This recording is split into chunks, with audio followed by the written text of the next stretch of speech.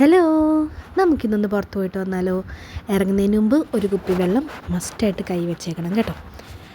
അപ്പോൾ ദേ അമ്മയുണ്ട്, ഞാനും അമ്മയും കൂടെ ഇറങ്ങി. എനിക്ക് ആദ്യമായിട്ട് പോകേണ്ടത് നമ്മുടെ കൊല്ലത്തെ മെയിൻ SBI ബ്രാഞ്ചിലോട്ടാണ്. കുറച്ച് ആവശ്യങ്ങളൊക്കെ ഉണ്ടായിരുന്നു. അങ്ങനെ നേരെ ബാങ്ക് എത്തിയിട്ടുണ്ട്. അത്യാവശ്യം തിരക്കൊക്കെ ഉണ്ട്. ഇന്നിപ്പം ട്യൂസ്ഡേ ആണ്, തിരക്കുണ്ട് കേട്ടോ, നല്ല തിരക്കുണ്ടായിരുന്നു.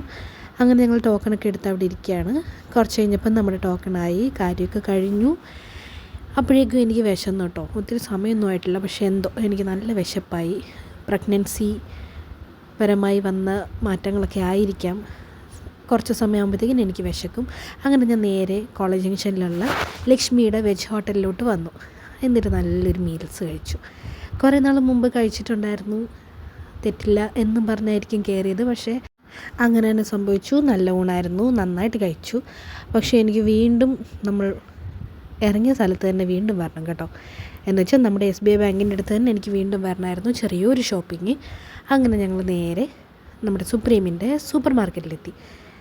അപ്പോൾ അതാടാ ആദ്യം തന്നെ ഈ ഫുഡ് കൗണ്ടർ വെച്ചിരിക്കുന്നത് ഇവരുടെ ഒരു ടാക്ടിക്സ് ആണെന്ന് എനിക്ക് മനസ്സിലായി. നമ്മളെ വല്ലാണ്ട് കൺട്രോൾ തെറ്റിക്കുന്നുണ്ടായിരുന്നു. എല്ലാ തരം ഇപ്പോഴത്തെ ട്രെൻഡിങ് ഐറ്റംസ് എല്ലാം ഇവിടെ ഉണ്ടായിരുന്നു. എനിക്ക് പക്ഷേ ആ ബ്രൗണിയോട് മാത്രമേ എന്തോ ഒരു ഇഷ്ടം തോന്നിയുള്ളൂ. എത്രയൊക്കെ മസ്കാബൺ വന്നാലും ഈ സുപ്രീമിൻ്റെ ക്രീം ബൺ അതിൻ്റെ തട്ട് താണുന്നിരിക്കുമല്ലേ. ഞാൻ ആ ബ്രൗണി എടുത്തിട്ടുണ്ടായിരുന്നേ. അങ്ങനെ ഞങ്ങളുടെ ഷോപ്പിംഗ് ഒക്കെ തുടങ്ങി. നല്ല നല്ല സാധനങ്ങൾ എല്ലാം എന്ത് ഭംഗിയായിട്ടാണ് അവർ ഓർഗനൈസ് ചെയ്ത് വെച്ചേക്കുന്നതെന്നറിയോ. ഫ്രൂട്ട്സൊക്കെ നോക്കിക്കേ, എന്ത് ഭംഗിയാണ്. പിന്നെ ഒരു കൗണ്ടറിൽ ഞാൻ കുറേ ഷേക്ക് അടിച്ച് വെച്ചേക്കുന്ന കണ്ടിട്ടുണ്ടായിരുന്നു.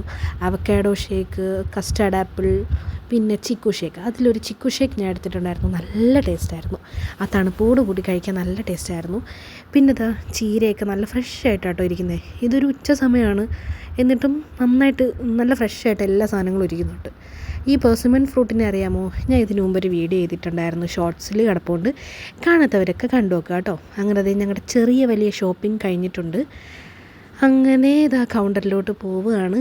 ക്രിസ്മസൊക്കെ എത്തി, എല്ലാവരും ക്രിസ്മസിനുള്ള ഒരുക്കങ്ങളൊക്കെ തുടങ്ങിയോ? ഇല്ല എന്നുണ്ടെങ്കിൽ സുപ്രീമിൽ നല്ല നല്ല ഐറ്റംസൊക്കെ വന്നിട്ടുണ്ട് കേട്ടോ. ഒത്തിരിയൊന്നുമില്ല, എന്നാലും അത്യാവശ്യം സാധനങ്ങളൊക്കെ ഉണ്ട്.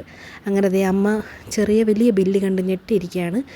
അപ്പോഴത്തേക്കിന് നല്ല ടയേർഡായി. അപ്പോഴാണ് ഞാൻ ആലോചിച്ചത്, നമ്മൾ ബ്രൗണി മേടിച്ചിട്ടില്ലായിരുന്നോ? അങ്ങനെ ഞാൻ ബ്രൗണി എടുത്തു. ഈ ഒരു പീസിന് എനിക്ക് തോന്നുന്നു 116 ആ ഒരു റേഞ്ച് ഉണ്ടായിരുന്നു. കാണാൻ നല്ല ഭംഗിയുണ്ട്, നല്ല പാക്കിംഗ് ഒക്കെ ആയിരുന്നു.